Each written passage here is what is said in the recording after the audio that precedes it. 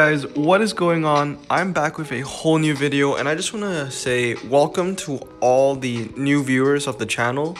The last video I posted on 8.0 cars really went viral in the Top Drives community, and that earned me a lot of new subscribers. So we did hit 600 and we went past 600, and I want to thank all of you guys for that.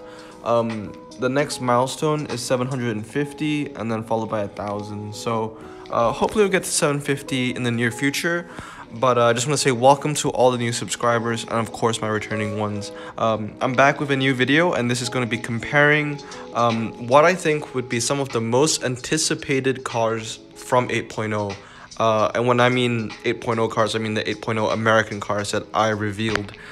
So basically how it's going to go is I'm going to show the car, and then I'm going to show the car with rivals or competition, and compare and contrast how it's doing, where it's stronger, where it's weaker, all that good stuff.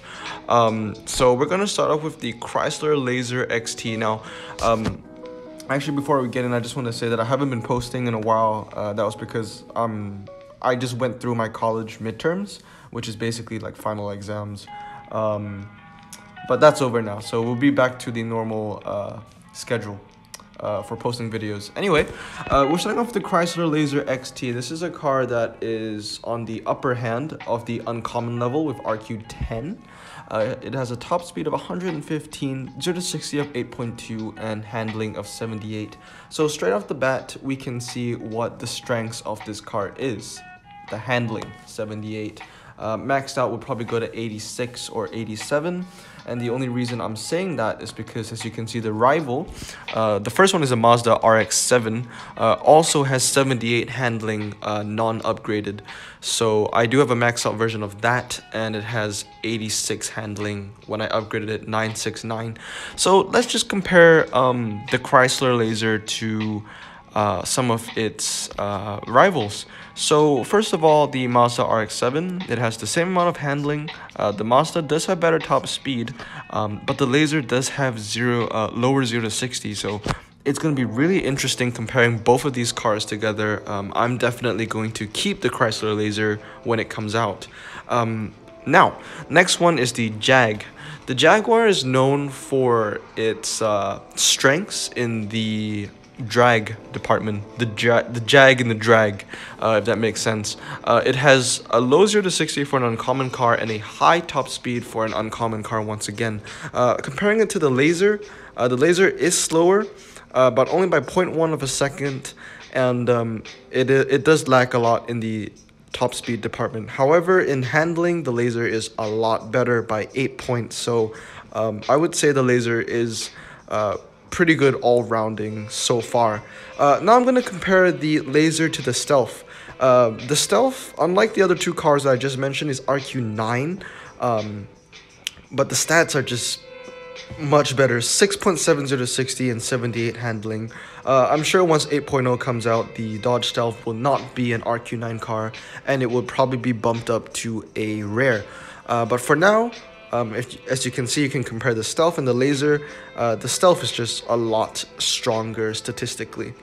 Lastly is the Chevy Lumina, and once again, it is a lot faster than the Laser. However, the Laser does beat it in handling, but it is slower in top speed. Another really interesting comparison is the Stealth and the Lumina. The Stealth is actually faster than the Lumina, actually has more grip, and has a higher top speed. So if I do get the Lumina one day, I will max it out and compare both the Stealth and the Lumina, maybe even the Chrysler. We'll see. But that's basically how the Chrysler hangs out with all its rivals. Moving on now is the Dodge Stealth RT Twin Turbo. I'm going to try and make these comparisons a little faster so the video isn't too long. But I do want to make this in depth as well, because my last video reviewing every car, I wanted to make it short. So I just basically it was really fast when it came to reviewing. So this one's a bit more in depth. So for the Dodge Stealth RT Twin Turbo, this is the 90s car. Really interesting statistics. It has a high top speed, over 155, a low 0 to 60 of 4.9, and a handling of 80. It is also 4-wheel drive, which is really cool. However, I will assume that this car is low ground clearance, so it would not be your pick or your first choice for a medium city streets or small city streets. But the four-wheel drive will help in like rain terrain, dirt, gravel, and sand, etc. Compared to performance tire rear-wheel drive or front-wheel drive cars, basically. So here are the rivals that I put the Stealth against. This is a really broad and I would say wide variety of rivals because I wanted to compare it to different cars with its strengths. So most four-wheel drive cars that are ultra rare in top drives are medium height clearance, and as you can see with my RQ21 Audi and the RQ21 Lancia, they're both medium height. So they are medium height, but they do lack in the grip department. At least the Audi does. The Lancia does have better grip, but they also lack in the 0 to 60 department. So comparing the Stealth to the Audi and the Lancia, the Stealth actually has a lot better 0 to 60 than both cars, and the Stealth has better grip than the Audi. However, it does not have better grip than the Lancia, and in terms of top speed, the Stealth excels compared to those two. So once again, I know it's a bit different because the Audi and the Lancia, they're more of like city streets kind of cars and the Stealth isn't. But I did want to compare the ultra rare four-wheel drive cars that are RQ21. Now I want to compare the Stealth to the Corvette in the bottom left. Now this is not a four-wheel drive Corvette, obviously it's rear-wheel drive, but I wanted to compare the 0 to 60 and the top speed. So the Corvette still has better top speed and better to 0 to 60, but they have the same handling. So it's really interesting to see these two cars compared with each other because I feel like the Corvette would beat the Dodge Stealth in like anything like drags, twisty, whatever, but it has to be like dry asphalt. If it is rain or dirt or any kind of terrain that isn't dry asphalt, then I believe that the Dodge Stealth will excel against the Corvette. But without four-wheel drive, if you don't take four-wheel drive into account, I would say the Dodge Stealth does put up a fight against the Corvette since the 0 to 60 is only separated by 0.1, handling is the same, and top speed is, pretty close. So we'll have to see what the MRA for the Dodge Stealth looks like. Finally, I do compare it to the RQ22 Porsche, and this is because this is the only ultra-rare four-wheel drive car I could find that is kind of similar to the Dodge Stealth, that is low ground clearance. So as you can see here, the Porsche does have better top speed and better handling, but only by 2, and the Dodge Stealth actually has better 0 to 60 by quite a bit, by 0.5 of a second. That's half a second, which is really, really impressive. So if the Dodge Stealth does have good MRA, which I feel like it probably would not, but if it does have good MRA, it will be faster than the Porsche in like top like 0 to 100s, 1 mile drag, half mile drag, and mile drags. But that'll be a really interesting comparison. Once again, guys, the 10 cars that are in this video are cars that I do plan to keep in my garage. So you will see maxed out versions of them in the future when the update comes out. Moving on to the third car is the Chrysler Aspen Hybrid. This is a really interesting car. It has all-surface tires, four-wheel drive, and a decent handling, I would say, for an RQ20. Up with its rivals, as you can see with the Tribeca, the GMC, the Buick, and the BMW. Starting off with the Subaru Tribeca, as you can see, the Chrysler does have a lot better 0 to 60, but it does lose in top speed and handling. But I would say the Chrysler, once again, is probably a lot more powerful than the Subaru, knowing Chrysler. But it'll be really interesting to see how they look like. The Chrysler compared to the GMC, once again, they have the same 0 to 60. Now, the GMC is known for being, more powerful and more fast. So they do have the same top speed, same 0 to 60, and the GMC does have one more grip. So I do feel like the GMC is the better car in this situation. But I would say the Chrysler is a lot more accessible, since that the GMC in this picture is a prize car. Now, comparing the Chrysler with the Buick does have better grip, but the Chrysler does beat it in 0 to 60 and top speed, so I feel like the Chrysler will excel against the Buick enclave. Finally, the Buick versus the BMW X5. I feel like the X5 will be the biggest rival for the Chrysler because they are both eco-friendly. They're both hybrids. They are both hybrids. So both eco-friendly SUVs. and as you can see, the BMW has a lot better handling. But that's it. Oh, sorry, I mean the Chrysler has a lot better handling, but the BMW has better 0 to 60 and better top speed. So I would say in terms of grip, twisty, slalom, the Chrysler will excel, but in terms of 0 to 60, 1-mile drags, based off the statistics, the BMW will excel. So it will give the BMW X5 some competition, especially in the eco-friendly department. Moving on is the Dodge Ram Charger and the, both Dodge Ram Chargers. I want to compare both of them together because they are basically rivals for each other, and I want to compare them to other cars as well. So they're both RQ15. Let's look at both Dodges first. They both have the same top speed. One does have better 0 to 60 while the other has better handling. So I will own both of these Dodge Ram Chargers, and I will compare which one is better, but I think it's pretty straightforward to see which one's better at what, considering the statistics. Compared to other cars, however, the Nissan is a all-surface tire car. Do take that into account that both Ram Chargers are off-road tires. I just couldn't find enough rivals for these two Ram Chargers, so I kind of had a broad variety of rivals, same as the Dodge Stealth basically. So the Navara, I do believe, is in the picture, is slower, does have a better top speed and has better grip. However, I feel like the Dodge Ram Chargers would beat the Navara in most dirt terrains, just because off-road tires are stronger than all-surface tires. So the Navara does have a lot more grip though, like more than 10, so it'll be pretty interesting to see. Next is the K2, I do believe, the Chevy K2. This is a Chevy that I really want because it has off-road tires and it does have a very low 0 to 60 for a car of its category. Compared to the Ram Chargers have higher top speed, and one of the Ram Chargers have the same grip.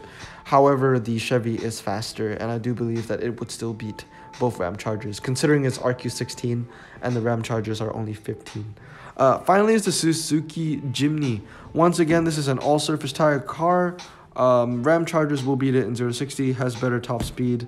However, the Jimny does have a lot better grip, so it'll be really interesting to compare some of these cars with the Ram Chargers, but I would say these are the potential rivals it will come up against. Moving on is probably the car I'm excited for the most, the Dodge Charger SRT Hellcat. Based off statistics, it will take the crown in the best car for epic drags. Here are the rivals, so it will take the crown of the challengers. However, once again, MRA always has to be taken into account, so once I do get the Charger, trust me, I will max it out, and I will compare it against my maxed out Hellcat. I am the Hellcat god, obviously. And yeah, here's the competition. Very, very interesting. Now, when I chose the rivals for the Charger, there was only one thing in mind, and that was 0 to 60 and top speed. As you can see, out of all the cars here, the Charger has the highest top speed of 204 and also has the lowest 0 to 60. I do believe it does have the lowest 0 to 60 out of every epic, maybe. I'll have to go back and check. But against its rivals, as you can see, 3.4 0 to 60 is just insane. A lot faster than the AMG GT, a lot faster than the Jaguar, and a lot faster than both Hellcats, which kind of pains me because I own 5 of the Hellcats, but I do love them. However, the Charger is very, very weak in the handling department with only 81, so it does have the lowest amount of handling compared to all the other cars in this picture. As you can see, every other car either has 85 or 83. So it'll be interesting to see where the Charger stands, but here are the rivals, and I feel like it would be good competition. Once again, it's all down to MRA. I do believe the Charger is heavier than the Challenger, and it would be interesting to see if the Charger is medium or low ground clearance, because the Daytonas and the SRT8s are medium. However, this is the performance version of the Charger, and looking by the picture, it is probably low ground clearance, so it's probably not going to be useful for city streets, but we'll see. Moving on is the Plymouth GTX. Now this is a old muscle car, 1968. It has a top speed of 123 and a 0-60 of 5.3 with really bad handling. Performance tires, surprisingly, I thought it would be standard. But going in with the rivals, once again, the main thing about the GTX is the 0-60. The 0-60 is very strong.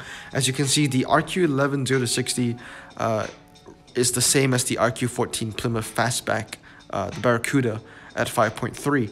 And I do believe that it does have a low RQ just because of the really bad handling, but I would also assume really bad MRA, but we'll have to see once we own the car. Compared with other cars, the GTX does stand very strong in terms of 0-60, so I feel like it's a very good quarter-mile car. It does beat every car in its category being RQ11. It beats the Chevy SS, it beats the Impala, ties the Fastback, and once again, just want to compare it with the El Camino, which is obviously king of the drag.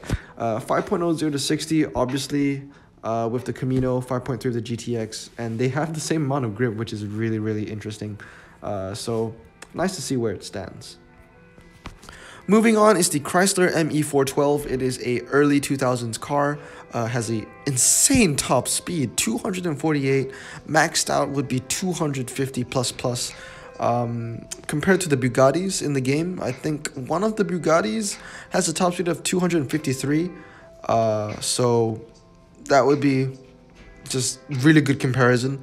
It is RQ29, which is on the higher side on legendaries, has a very low 0-60 of 2.9, and I would say the weakest part about this car is the handling of 88. This car will never see 100 handling, no matter how hard you try and max it out.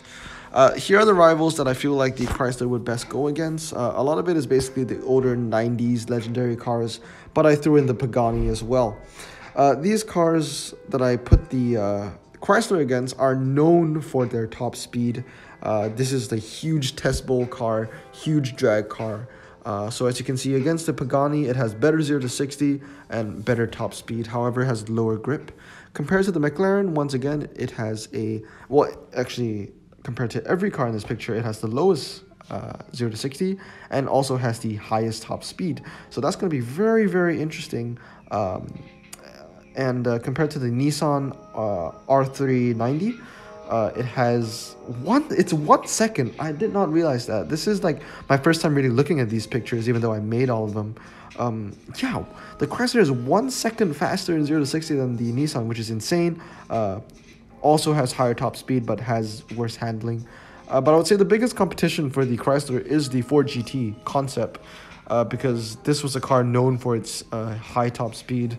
And the Chrysler does destroy it, 248 to 235, and the Chrysler does have better 0-60, also has better handling, so that's going to be really interesting to see both of these concept cars go against each other. Moving on is the Chrysler 300C. I do believe this is the last car I will be reviewing, guys. Once again, I'm going to take into account that the top speed is false. Obviously, this car should have at least 155, let's just assume it has 155 top speed, 4.5 0-60, and 79 handling. So that's very good top speed and very good 0-60, but a weak handling. And here are the rivals I put it against. As you can see, it beats the BMW M3, it beats the Mercedes-Benz E500. Yeah, it beats every car in this picture in terms of 0-60. And if it does get a top speed of 155, it will tie the BMW, Mercedes, and the Cadillac. In terms of grip, it does have higher grip than the BMW, higher grip than the Mercedes, but lower grip than both the Charger and the Cadillac. And what I find really interesting is that if the Chrysler does turn out to be medium height clearance, it would also be a huge rival for the Charger SRT8. Now, I don't know what the MRA is on the Chrysler, but I do feel like it is on the newer side and it would be a lot better than probably some of the older muscle cars. But yeah, it's really interesting to see because it does destroy the BMW M3 in terms of statistics, and the BMW is RQ20. So I feel like if Hutch does bump up the top speed for this car to like 155, maybe the RQ would go up to 20 as well. But as you can see, it is, I do compare it to RQ20 cars in 21, besides the E500, obviously. But if you look at the stats between the Chrysler and the E500, like, can you even compare them? 5.8 to 4.5, that's just huge difference. Moving on, I did lie. There is one more car to compare, and that is the Dodge Charger SRT Scat Pack. Once again, this is a drag car, 4.10 to 60, and has handling of 83. Now this is on the lower end of the epic side, however, with RQ24, but it has a very high top speed of 175.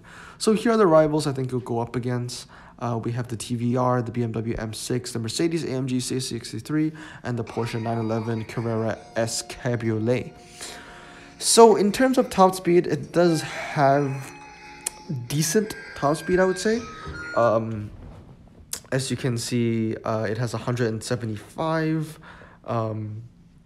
So it does have a higher top speed than the M6, higher top speed than the C63, but it is slower. I wouldn't say slower, but it has lower top speed to the Sagaris and the 911. I would say the biggest competition for the Charger, for this Scat Pack Charger, would be the TVR Sagaris. And as you can see, the Sagaris does have better top speed and 0 to 60, but the Charger does have better handling. So I would say the Charger would win in like a fast circuit situation, twisty, against the Sagaris, but the Sagaris might still win in terms of 1 mile drags. Compared to other cars, however, it does excel against the AMG C63 in terms of top speed and 4.1. Also grip, so that would be really interesting to compare both of them together, and it does beat the Porsche 911 Carrera in top speed, sorry, not top speed, 0 to 60, with the 4.5 to 4.1. However, the Carrera does have better grip and top speed. Finally, compared to the M6 Grand Coupe, it has better top speed, better 0 to 60, and better handling all around. And I do believe the M6 Grand Coupe is actually RQ25? Or is it RQ24? I'll have to go and check. But it's very interesting to see these cars side by side. And of course, you guys can be the judge as yourselves to see which car you think is best. So these are the top 10 cars I'm most anticipated for come the new update 8.0. And of course, I'm only reviewing the cars that I showed on my channel. Haven't seen much about the Peugeots. I did watch the Peugeot video, but I didn't really pay attention to the stats as much because I'm not a huge fan of French cars. In fact, I hate French cars, but I do love American cars. So here are some of the cars I'm anticipated for, and do feel free to pause the video at any point. I'm just gonna go through all the pictures real quickly, and yeah, that would wrap up today's video. So hope you guys enjoyed this video, guys. Do smash that like button and do continue with the support. I do really appreciate it, and I'll see you all next time.